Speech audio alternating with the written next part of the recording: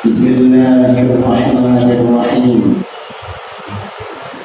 Alhamdulillahil qawiyyil qadir, as-sami'il basir, wa sallallahu wa sallama ala al-bashirin nadhir, sayyidina wa habibina wa maulana Muhammadin as-sirajil munir wa ala alihi wa sahbihi ila yawmil masir. Allahumma salli wa sallim ala sayyidina Muhammad nurika as-sari wa madadika al-jari wajma'na bihi fi kulli aqwarina wa ala alihi wa sahbihi ya nur. Amma ba'd. نوينا التعلم والتعليم والتذكر والتذكير والنفع والانتفاع والإفادة والاستفادة والحث على التمسك بكتاب الله وسنة رسوله والدعاء إلى الهدى والدلالة على الخير ابتغاء وجه الله ومرضاته وقربه وثوابه سبحانه وتعالى. قال الشيخ المصنف رحمه الله تعالى ونفعنا به وبعلومه وأسراره في الدارين آمين. رضي الله عنكم. فصل: وعليك بالزهد في الدنيا فإنه بشير السعادة ومظهر العناية وعنوان الولاية. وكما أن حب الدنيا رأس كل خطيئة كذلك يكون بعضها رأس كل طاعة وحسنة. ويكفيك مزاهدا بالدنيا أن الله تعالى سماها في عدة مواضع من كتابه العزيز متاع الغرور. Faslun fasal. Wa 'alaika bizzuhdi fid dunya. Hendaknya engkau zuhud di dalam dunia. Arti zuhud adalah al-i'rabu 'anid dunya aw tarkuha. Zuhud berarti adalah i'rab, berpaling 'anid dunya, daripada mencintai dunia. Watarbuha, dan meninggalkannya. Kenapa? Fa innahu basyirus sa'adah. Sebab sesungguhnya zuhud dalam dunia adalah kabar kebahagiaan. Wa mawharul inayah, dan lambang perhatian. Wa unwanul wilayah, dan alamat kewalian. Kabar gembira untuk kita kelak di akhirat bisa diperoleh di dunia ini dengan zuhud. Mazharul inayah, lambang perhatian kita terhadap akhirat, itu dapat terlihat ketika kita zuhud dalam dunia. Begitu pula alamat atau ciri-ciri kewalian itu juga terdapat pada zuhud terhadap dunia. Wa kama anna hubbad dunya ra'su kulli khati'atin, dan sebagaimana mencintai dunia itu adalah pangkal kepala setiap kesalahan. Cinta kepada dunia itu adalah sebab utama terjadinya kesalahan. Seseorang rela membunuh orang tuanya sendiri, kadang-kala karena memperebutkan dunia. Kakak beradik juga saling menyakiti, saling membunuh dikarenakan cinta kepada dunia. Seseorang rela untuk berkhianat terhadap amanat karena apa? Cinta kepada dunia, sehingga terjadi korupsi dan lain-lain. Begitulah pangkal segala kesalahan. Jika mencintai dunia itu penyebab dari setiap kesalahan, kadzalika yakunu ba'dhuha, kadzalika yakunu ba'dhuha ra'sa kulli ta'atin wa hasanah. Maka begitu juga ba'dhuha, membencinya, menjauhinya dunia, ra'sa kulli ta'atin wa hasanah, adalah kepala pangkal setiap ketaatan dan kebaikan. Jika seseorang tidak terlalu menyibukkan diri terhadap dunia, maka mudah baginya untuk berbuat taat, mudah baginya untuk berbuat kebaikan. Kenapa seseorang itu jadi malas untuk berbuat taat, untuk melakukan kebaikan? Karena dia cinta kepada dunia, terlalu berambisi terhadap dunia. Bahkan orang yang dulunya rajin berbuat taat, yang dulunya rajin berbuat kebaikan, begitu virus cinta kepada dunia hinggap di hatinya, dia akan menjadi malas melakukan ketaatan itu.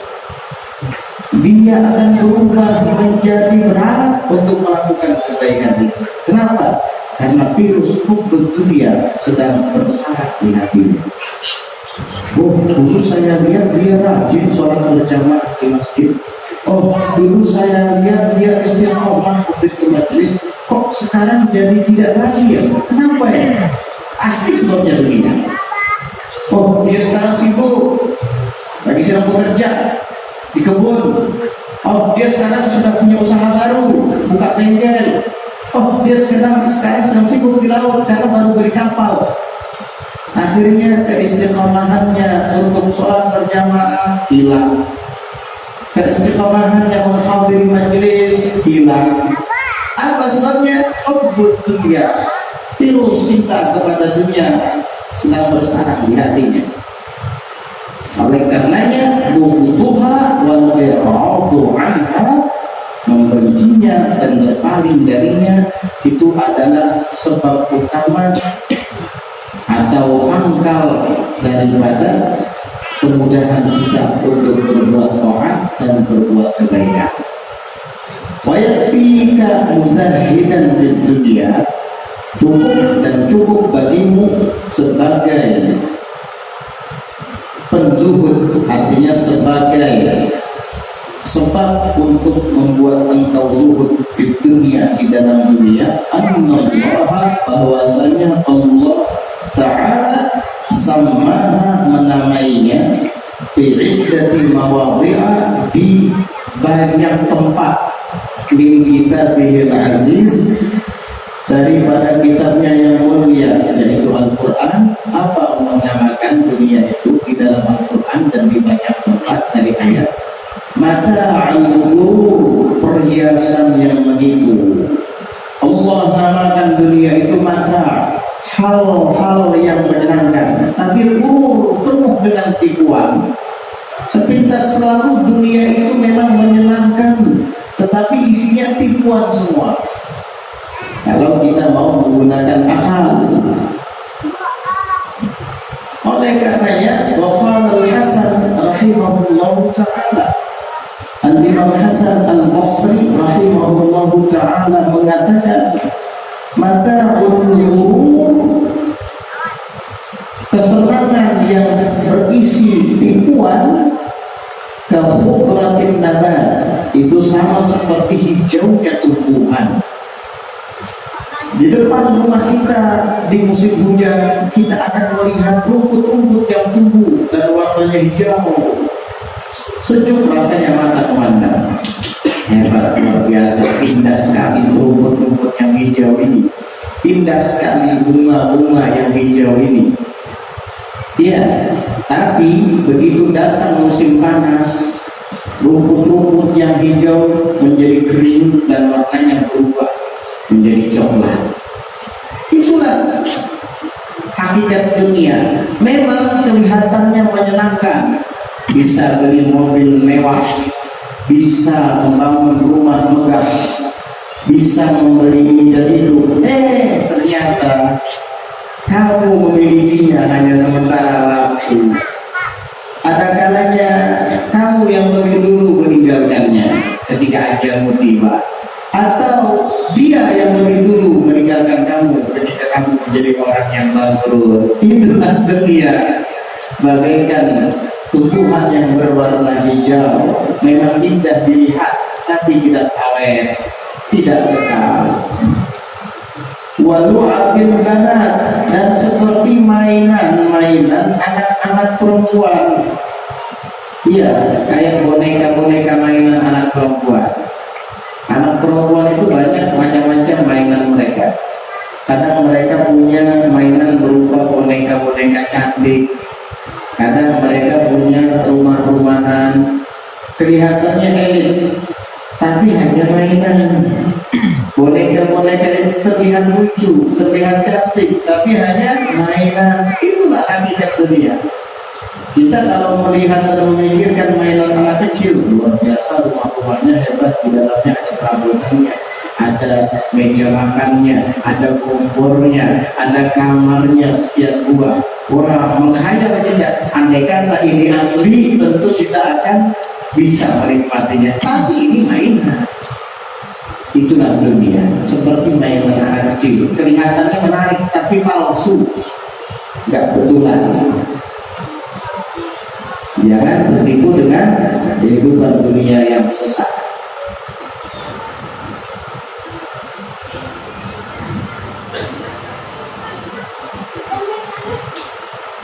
وقال الشيخ أبو طالب المكي رحمه الله تعالى, dan berkata Syekh Abu Talib Al-Makki rahimahullah ta'ala, semoga Allah merahmati beliau. Kata Abu Talib Al-Makki, mata'ul ghurur ismun lil jifatil mumkinah. Sebenarnya mata'ul ghurur, kesenangan yang penuh tipuan, itu nama lil jifatil mumkinah, untuk bangkai yang berbau busuk. Dunia dinamakan mata'ul ghurur, perhiasan atau kesenangan yang penuh dengan tipuan. Sebenarnya itu nama untuk bangkai al-mumkinah yang berbau busuk. Ketika kita melihat manusia misalnya cantik, lelaki ganteng, kalau sudah mati jadi bangkai. Kalau nggak dikubur, sekampungan nyium baunya. Loh, mana kecantikan yang ada pada perempuan tadi dulu itu? Di mana kegantengan yang ada pada lelaki itu dulu? Kok sekarang berubah jadi bangkai? Itulah dunia. Kamu melihat sosok perempuan cantik, kalau dia sudah mati jadi bangkai berbau busuk. Kamu melihat lelaki yang ganteng, kalau dia sudah mati jadi bangkai berbau busuk. Ketika masih hidup rebutan orang ingin meminangnya, menjadikannya sebagai istri. Si lelaki tersebut ketika masih hidup rebutan, diperebutkan oleh wanita. Semua wanita menginginkan jadi pasangan hidupnya. Tapi kalau sudah mati, semua kabur. Tidak ada yang berani dekat, apalagi sudah jadi bangkai. Di mana cantik rupawan? Di mana kegantengan yang menawan? Hilang. Itulah perumpamaan dunia. Memang kelihatannya indah, memikat, tapi sebentar. Ada kalanya nanti sudah tidak tinggal lagi. Ada kalanya nanti kamu akan lari meninggalkannya dan tidak tergiur lagi dengannya. Apalagi kelak di hari kiamat. Idza zulzilatil ardu zilzalaha wa akhrajatil ardu athqalaha. Apabila bumi diguncangkan oleh Allah dan memuntahkan seluruh isi perutnya, kalian sudah tidak akan tergiur lagi untuk memilikinya. Semua isi perut bumi akan dia muntahkan keluar. Apa yang ada dalam perut bumi? Ada batu bara. Sekarang kamu berusaha untuk menggalinya, menyewa alat, dihitung per jam sekian juta. Ya, nanti gak usah ditambang keluar sendiri batu baranya, tapi kamu sudah tidak tergiur lagi dengan batu bara itu. Di dalam perut bumi ada berlian, susah payah mendulang mencari berlian, tapi nanti ada waktunya berlian-berlian itu sudah dimuntahkan oleh bumi dari dalam perutnya, dan di saat itu engkau sudah tidak tergiur lagi untuk memilikinya. Di dalam perut bumi juga terdapat emas dan perak. Susah payah manusia menambangnya, menggalinya untuk mendapatkannya. Bahkan terkadang tidak jarang dia tertimbun di dalam tanah lalu meninggal. Tapi nanti ada masanya bumi diguncangkan oleh Allah dan akan memuntahkan emas dan perak itu. Tapi kamu sudah tidak akan tergiur lagi dengan itu. Ada nanti waktunya. Itulah dunia. Makanya kita harus berpikir agar tidak tertipu. Wadih dunia dunia, hawadituha kathira, wa ishatuha hakira, wa muddatuha qasira, wa la yahris alaiha siwa a'mal basira. Adimal aqli law ya'qil kan afakkar fi fanaha, wa fi kathrat anaha, wa fi qillat inaha. Atuba thumma tuba liman minha ta'addad, wa talladha wa fi ta'ati rahman syamma. Kata Imam Haddad, wadih dunia dunia, inilah dunia yang indah. Hawadituha kathira, peristiwanya banyak. Bingung, ya melihat dunia. Apalagi menggelut media sosial, sering dikejutkan dengan berita-berita yang aneh-aneh. Hawadituha kathira, peristiwa-peristiwanya, insiden dan kejadian yang ada di dunia kathira, banyak. Baru mendengar tanah longsor, dengar lagi berita gunung meletus. Gak lama kemudian ada lagi berita gempa bumi, guncangan sekian skala Richter. Ada lagi berita seorang anak rela membunuh ayah kandungnya sendiri demi meminta uang untuk beli HP tapi tidak dikasih. Kita mendengar berita-berita sempalan semacam ini, mengerikan memang dunia. Hawadituha kathira, peristiwanya, kejadian-kejadian yang ada di dalam banyak serba-serbi. Wa ishatuha hakirah, dan kehidupannya hina. Dunia ini bau. Iya, bau dunia ini. Siapa yang tidak pernah mencium bau di dunia? Pasti semuanya mencium bau di dunia. Orang ketika kita masuk WC aja, buang air besar udah nyium baunya. Buang air kecil udah nyium bau pesingnya dunia. Ya, apalagi yang bekerja di laut nyium bau amisnya ikan. Itulah dunia, bau. Isyatuha hakirah, kehidupannya hina. Makanya toko minyak wangi laku. Karena apa? Karena dunia bau. Ada kata dunia wangi, gak ada yang beli minyak wangi. Gak laku toko minyak wangi. Gak laku toko parfum, gak laku. Kenapa kita mesti pakai parfum? Kenapa kita beli minyak wangi sampai dengan harga mahal? Karena dunia bau. Coba surga wangi. Ada yang mau jual minyak wangi di surga? Gak laku. Itulah dunia, bau. Isyatuha hakirah, kehidupannya enak. Makanya laku minyak wangi. Muddatuha qasirah, dan jangka waktunya pendek. Sementara tidak lama, bisa kamu yang meninggalkannya atau nanti dia yang meninggalkan kamu. Wala yahris 'alaiha siwa a'mal basirah. Tidak ada yang tamak berambisi untuk mendapatkannya siwa a'mal basirah, kecuali orang yang buta mata hatinya, sehingga tidak melihat akhirat, tidak memikirkan nasibnya di akhirat. Dia hanya memandang sebatas pandangan dunia yang sementara, gak punya basirah mata hati. A'mal basirah, buta mata hatinya. Adimal aqli, tidak punya akal.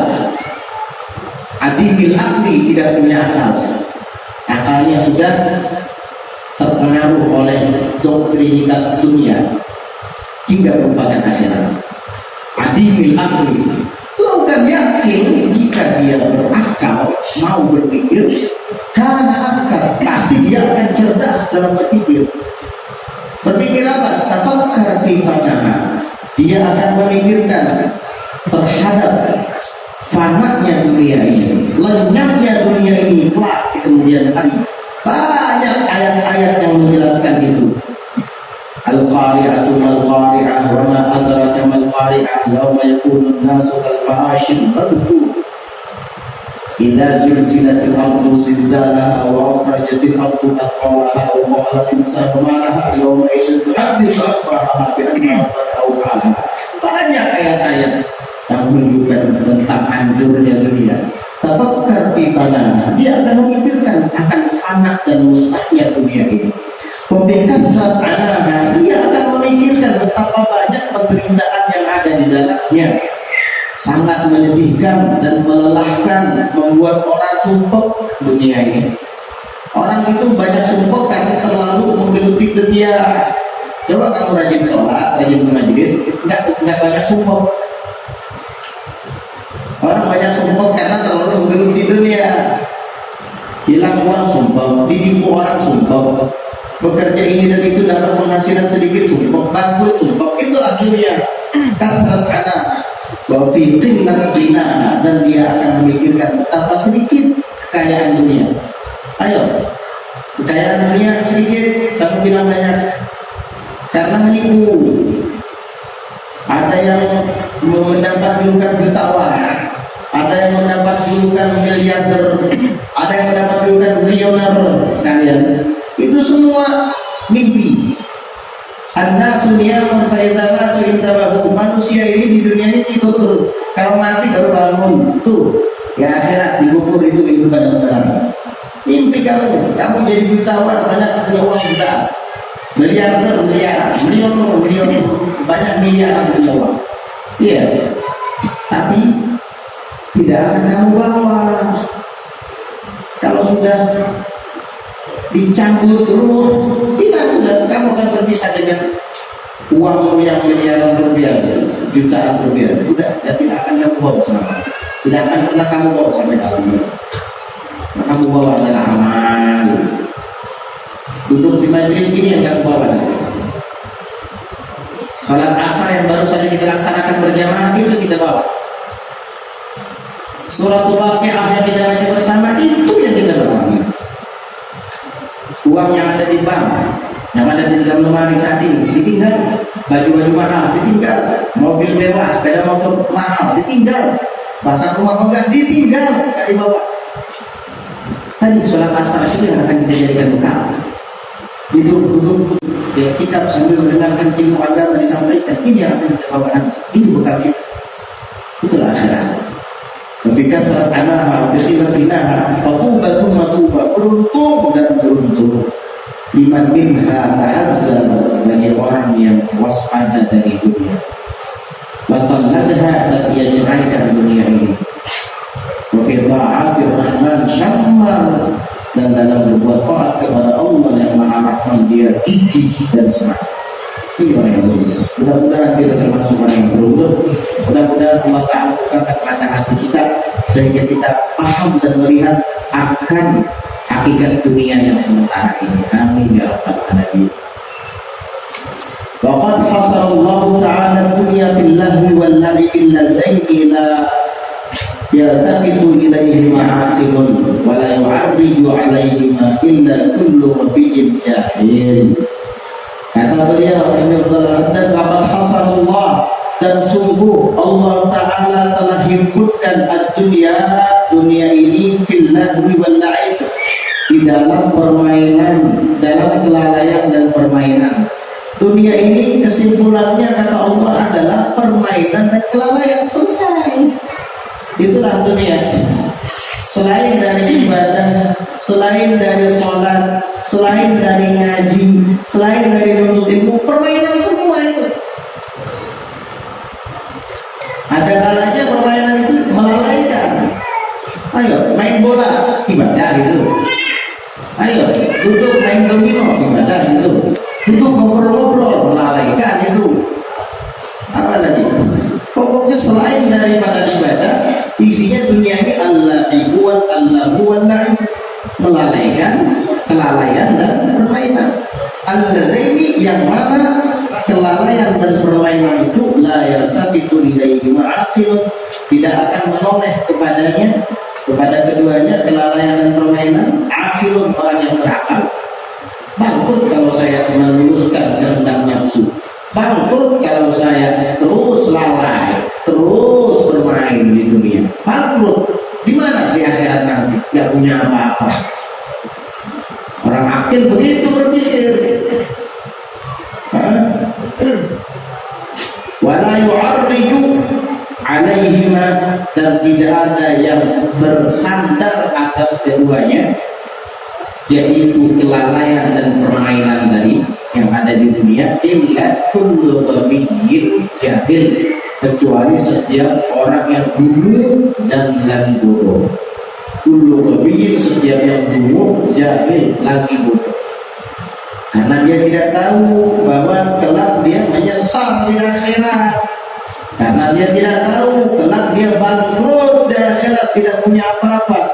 Kenapa mereka tidak tahu? Karena kejahilannya tadi, karena kedumuannya tadi. Wal'iyadu billah. Faqala ta'ala, lalu Allah Ta'ala berfirman, wa mal hayatud dunya illa la'ibun wa lahu ila ghairi dzalik. Apa kata Allah dalam firman-Nya? Wa mal hayatud dunya, dan tidaklah kehidupan dunia ini illa la'ibun wa lahu, melainkan hanya permainan dan kelalaian. Ila ghairi dzalik, sampai kepada selain daripada itu. Banyak sekali Allah Ta'ala menjelaskan tentang hakikat dunia kepada kita. Wa mal hayatud dunya illa mata'ul ghurur, dan tidaklah kehidupan dunia melainkan hanya kesenangan yang berisikan tipuan. Jangan terperdaya, tetap kita lurus dan fokus kepada tujuan yang sebenarnya, yaitu akhirat kita yang kekal abadi. Jangan sampai tertipu oleh dunia. Allah Akbar. Dulu pernah Rasulullah Sallallahu Alaihi Wasallam didatangi oleh malaikat Jibril. Di dalam kitab Asy-Syifa disebutkan, anna Jibril qala lahu sallallahu alaihi wasallam, bahwasanya malaikat Jibril pernah berkata kepada Rasulullah sallallahu alaihi wasallam, innallaha yaqulu laka, sesungguhnya Allah Ta'ala berfirman kepadamu, kata malaikat Jibril, atuhibbu an aj'ala laka hadhihi al-jibala dhahaban wa takuna ma'aka haitsu ma kunta. Apakah kamu suka bahwa saya akan jadikan untukmu gunung-gunung ini sebagai emas, dan dia akan selalu bersamamu di mana kamu berada?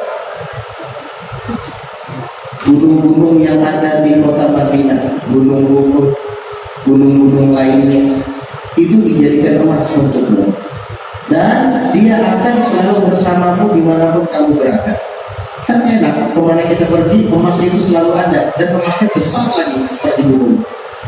Nah, kalau mau beli sesuatu tinggal dibetel sama palu, kasih aja langsung emas. Siapa yang mau terima 1 kilo? Ya, mau nggak? Kata Jibril menawarkan kepada Nabi Sallallahu Alaihi Wasallam tentang tawaran Allah Ta'ala kepada beliau.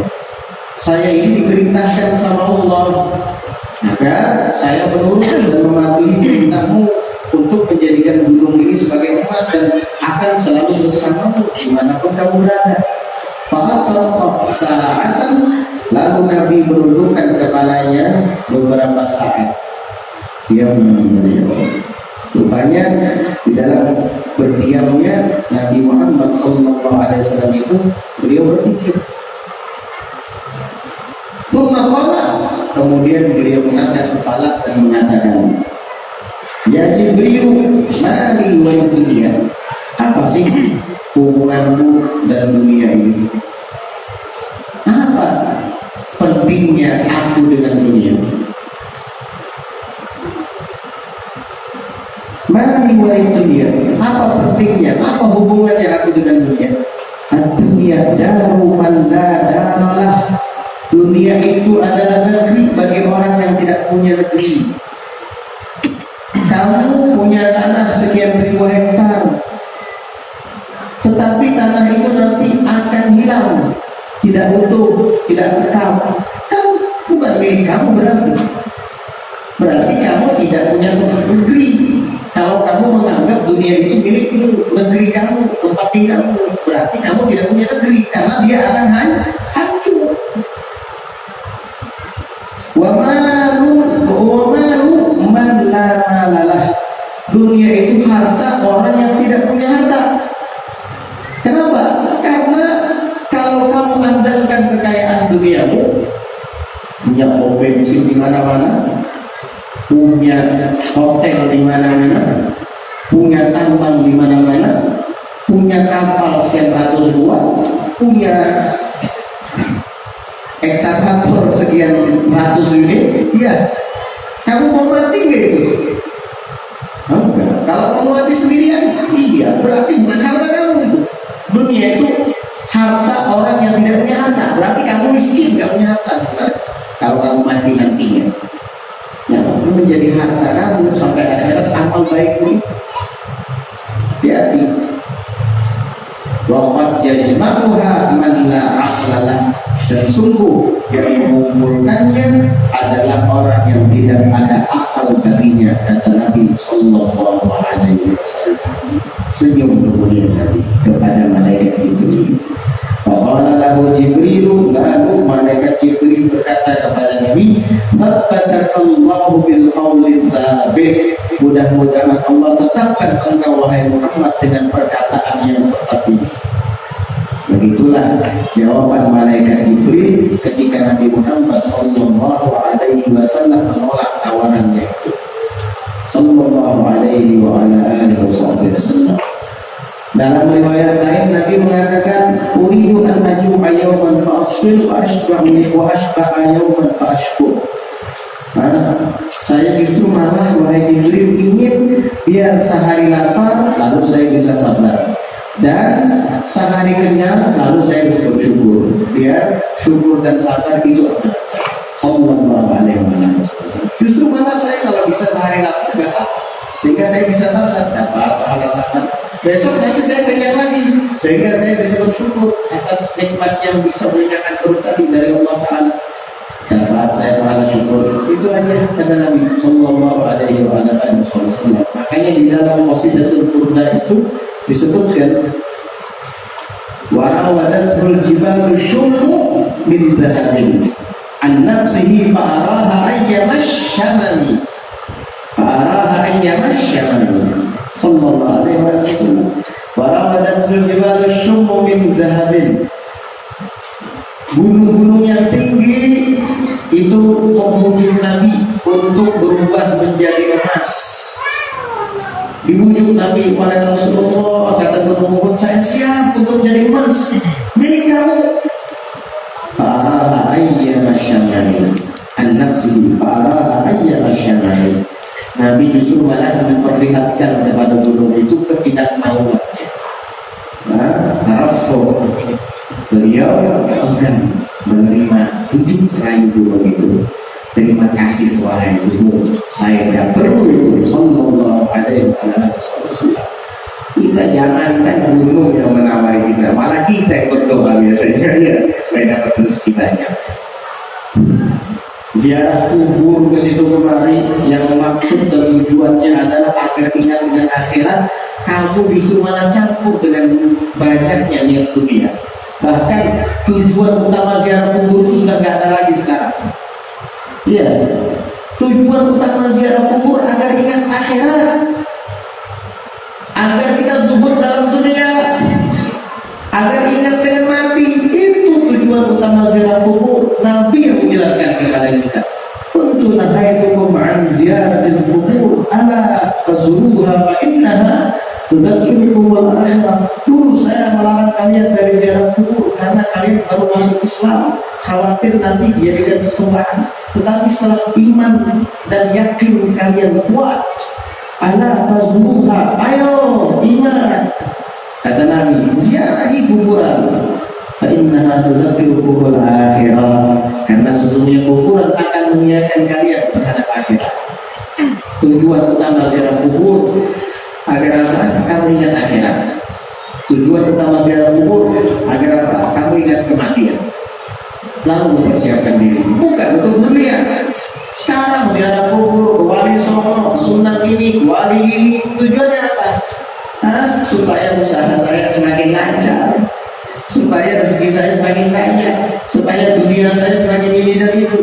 Wah, kan kalau ziarah ke makam Habib Husain luar Batang Ali Idrus itu, wah terbukti aku selalu ziarah lalu situ memberikan menyumbang uang 100.000 pas beli 10 juta dapat. Oh ya, datang jauh-jauh dari Kintab ke Jakarta sana ziarah ke makam Habib Husain hanya ingin dapat dunia. Miskin, kasihan kan? Kasihan kan? Untung itu berdoa di bawah sana tuh. Aku dulu berdoa supaya dapat gawean, dapat tidak gawean. Gitu kan? Langsung dia jauh-jauh pergi ke makam tadi hanya ingin dapat pekerjaan. Kasihan aku, permintaan rendah sekali kepada Allah Taala. Kenapa gak minta surga aja sekalian? Kenapa gak minta supaya diselamatkan di kubur dari pertanyaan munkar nakir, supaya diselamatkan di akhirat daripada adab api neraka? Kenapa mintanya dunia? Itulah kebanyakan manusia sebelum ziarah kubur gak belajar dulu ada ziarah, sehingga di dalam hatinya semua dunia gak ada akhirat. Supaya hajatnya kabul, hajat apa? Dunia. Supaya rezekinya lancar apa? Dunia, semua dunia. Yang di dalam hatinya dunia semua dan akhirat. Kasihan ziarah kubur hanya membawa penuh dunia di dalam hatinya. Akhirnya gak dapat madad dari sahibul maqam, akhirnya gak dapat sir wilayah dari sahibul maqam, akhirnya tidak dapat nur dari sahibul maqam, karena hati kamu penuh dunia, penuh dunia. Rata-rata begitu, tanya aja tuh kepada para pejabat kubur, nangis-nangis dikira pengen supaya jadi wali dari beliau, dikira agar dapat keberkahan supaya selamat di dunia dan akhirat dari berkat beliau. Ternyata aku sudah menangis-nangis itu apa tuh supaya duitku tambah banyak, supaya aku terpilih jadi kepala desa, supaya aku terpilih jadi bupati, supaya aku terpilih jadi gubernur. Subhanallah. Jadi tadi kamu nangis-nangis dengan khusyuk hanya untuk minta dunia. Miskin, kasihan, bangkrut kamu. Minta yang rendah, melupakan yang lebih tinggi. Alhamdulillah. Ada ziarah negara. Kebanyakan ziarah di dalam dunia sama Islam. Padahal sudah dijelaskan di dalam Al-Quran, di dalam hadis, perkataan ulama. Tadi kita dengar bagaimana pengaruh dunia itu. Bahaya. Kamu minta dapat dunia, berarti kamu minta kebinasaan. Berarti kamu meminta sesuatu yang membahayakan. Hati-hati kamu. Iya, orang soleh saja kadang tidak tahan dengan dunia, bisa bahaya. Kamu yang tidak jelas keadaannya ini, minta dunia, berarti kamu minta kebinasaan, minta hal yang membahayakan, minta mata ulur, berarti kamu itu. Perbaikinya kalau mau ziarah kubur, perbaikinya kalau mau ziarah ke makam para wali. Jangan dunia. Kebanyakan kayak gitu. Di dalam hatinya dunia terus. Akhirnya maksud utama tujuan ziarah kubur gak ada. Dunia terus. Wa'lam anna zuhda fid dunya li ahlihi na'imul 'ajilun wallahu a'lam bis-shawab. Insyaallah nanti kita lanjutkan di pelajaran berikutnya.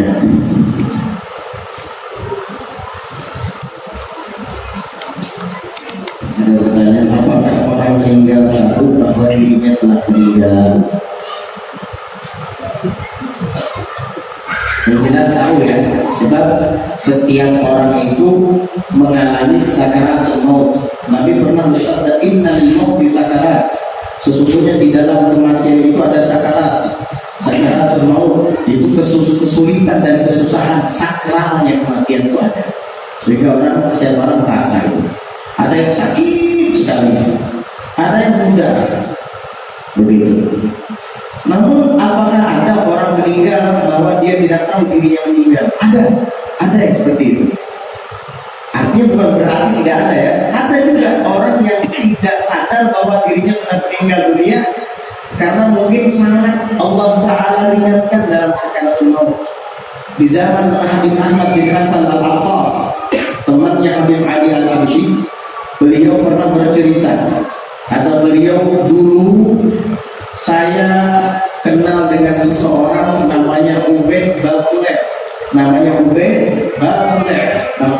Bafuleh. Ubaid Bafuleh ini pembantunya Habib Ali Al-Habsyi, Sahibul Maulid, khaddam beliau. Kerjaannya kadang membikinkan kopi buat jamaah majelis, kadang-kadang merapikan karpet, ya begitulah seterusnya.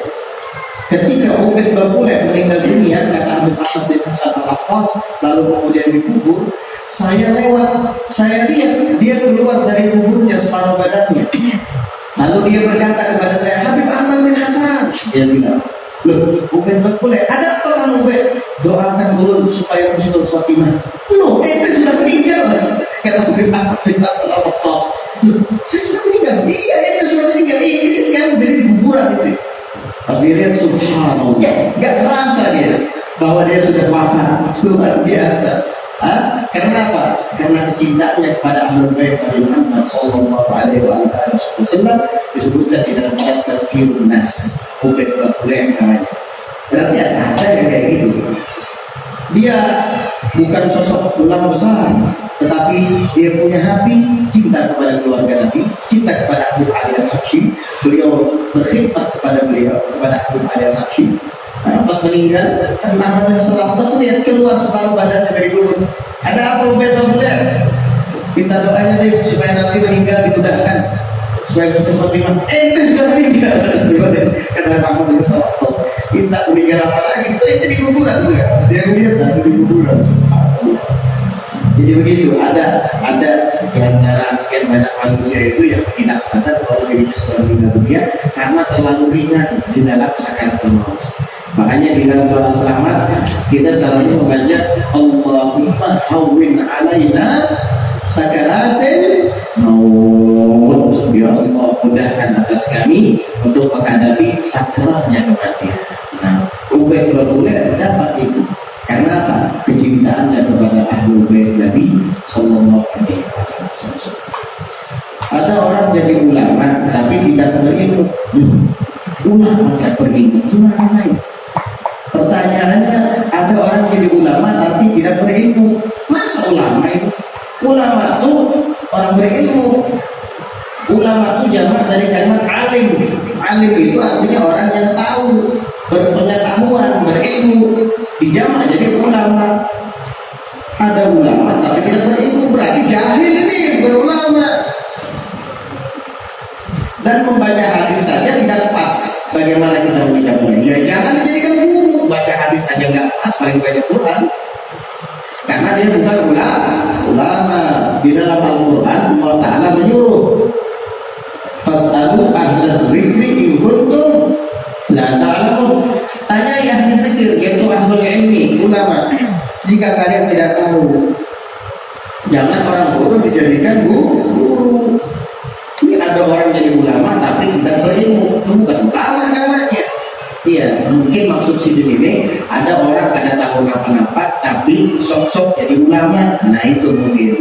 Ya jangan didengari, yang paham wajib menegur.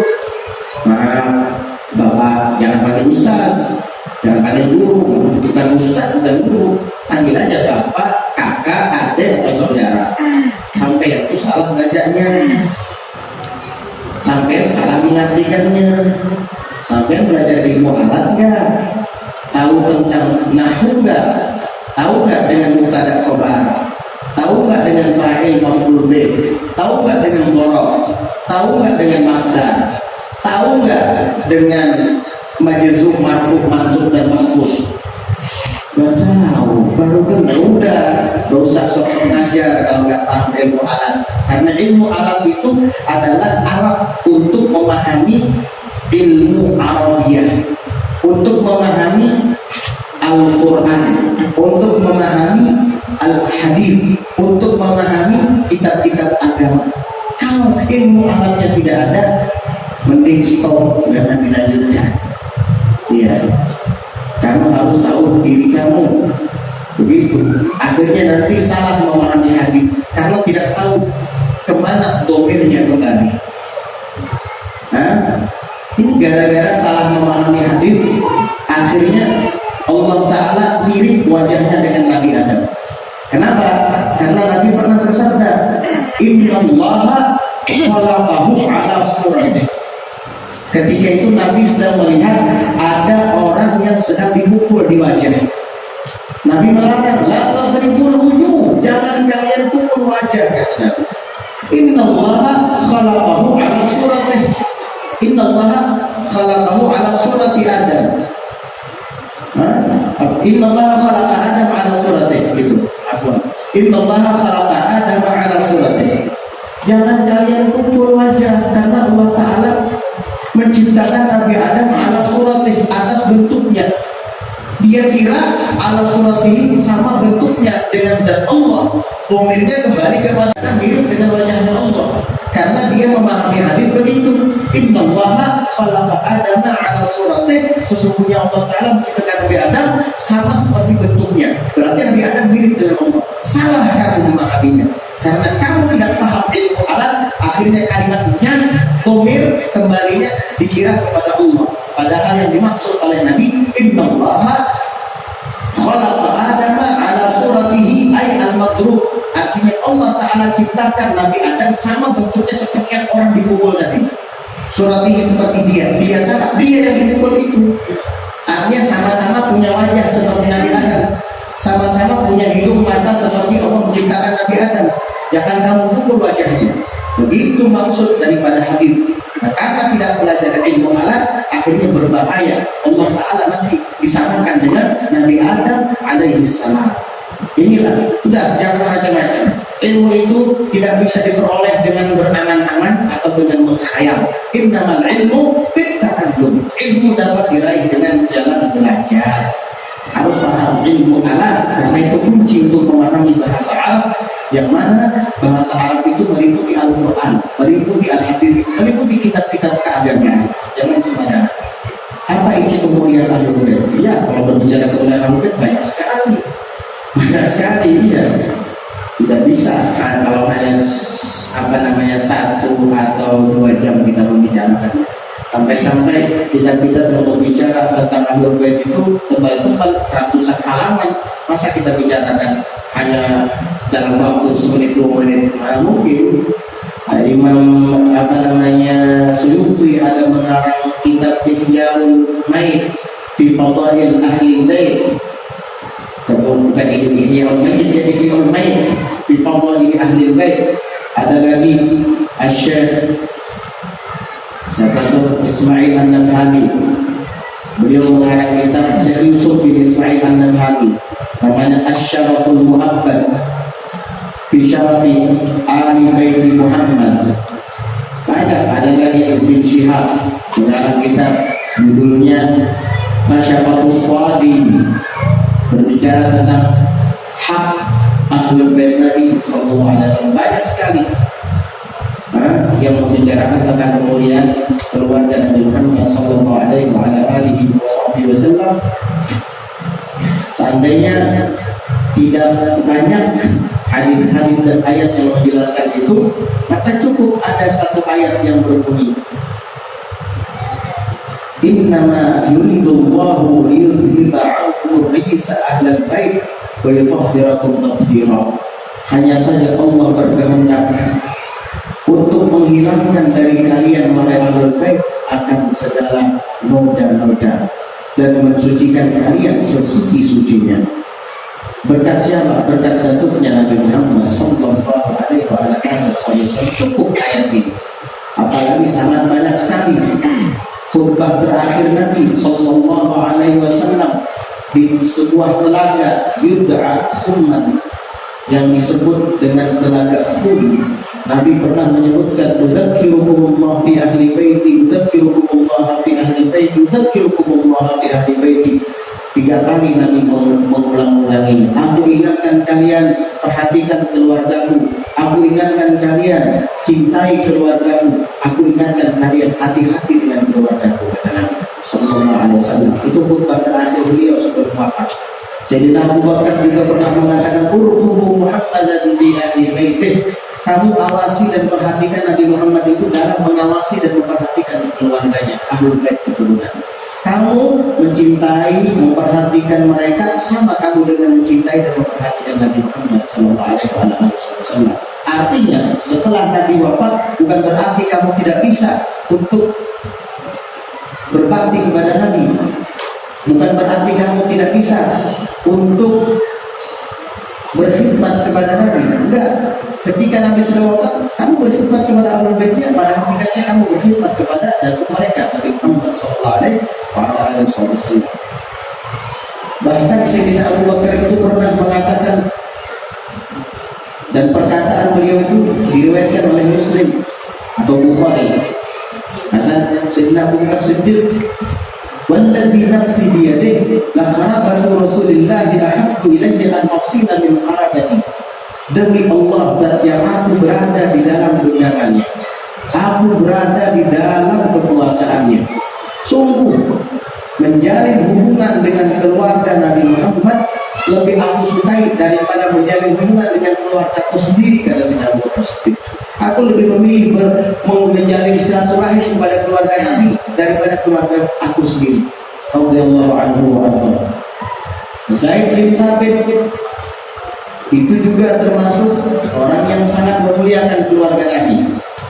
Suatu ketika Zaid bin Thabit sedang menunggangi kudanya, tiba-tiba datang Abdullah bin Abbas, keluarga Nabi, sepupu Nabi, sepupu sekali dengan Nabi. Abbas paman Nabi, saudara Abdullah, ayah Nabi, sama-sama anak Abdul Muttalib. Suatu ketika Zaid bin Thabit yang dikenal sebagai ahli faraid, Nabi pernah bersabda, "Aqrabukum Zaid." Orang yang ahli dalam ilmu faraid di antara kalian semua adalah Zaid, kata Nabi.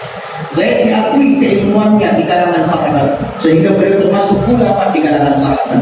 Suatu ketika menunggangi kuda, datang Abdullah bin Abbas, sepupu Nabi, ahlul bait Nabi yang juga ulama di kalangan sahabat. Maka Abdullah bin Abbas memegangkan tali kekang dan pelana Zaid bin Thabit. Melihat hal itu, Zaid bin Thabit tidak tega.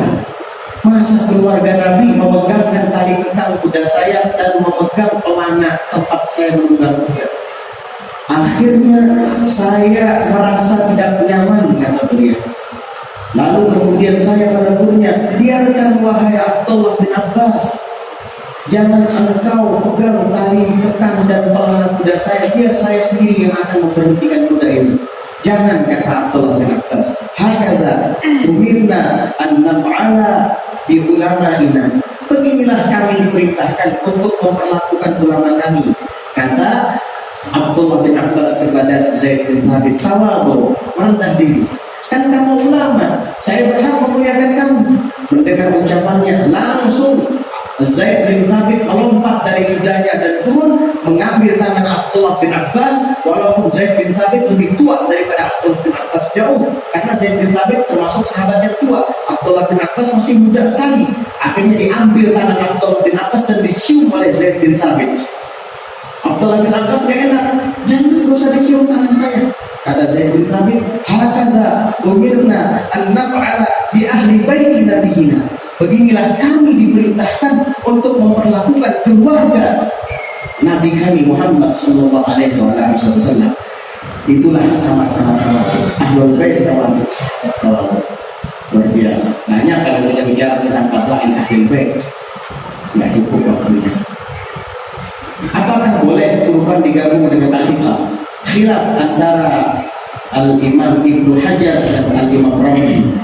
Saya lupa siapa di antara keduanya yang mengatakan boleh. Alhasil ada di antara keduanya yang mengatakan akikah dengan kurban boleh niatnya digabungkan asalkan bukan yang manqurah, bukan yang dinadar. Akikahnya sunnah, kurbannya sunnah, digabungkan sekalian. Kalau nggak salah Imam Romli yang memperbolehkan itu. Kalau Syekh Ibnu Hajar mengatakan tidak boleh. Kurban, akikah, begitu. Tetapi Imam Romli mengatakan boleh, dan dua-duanya sama-sama bermadhab Syafi'i dan sama-sama ulama besar, sehingga kita boleh memilih. Disebutkan oleh Syekh Al-Kathir, Muhammadur Romli yukafi Ibn Hajar fastar idha tafalaka ila darab. Muhammad Romli sepadan ilmunya dengan Ibnu Hajar, maka pilihlah apabila keduanya berselisih pendapat tanpa ada masalah. Silahkan mau pilih Syekh Ibnu Hajar, mau pilih Syekh Ramli, dua-duanya boleh, dua-duanya hebat, dua-duanya ulama yang bermadzhab Syafi'i. Jadi kalau kita ingin mengikut pendapat yang memperbolehkan, silahkan gabung akikah dengan kurban dengan syarat bukan yang dinadarkan. Karena kalau sudah dinadarkan jadi wajib hukumnya. Ini akikahnya sunnah dan udhiyah atau kurbannya juga sunnah, boleh digabungkan menurut fatwa salah satu di antara Syekh Ibnu Hajar atau Syekh Al-Ramli rahimahullah taala rahmatan. Mudah-mudahan dapat mengerti dan bermanfaat bagi pribadi khususnya dan bagi kita semuanya. Amin. Allahumma amin.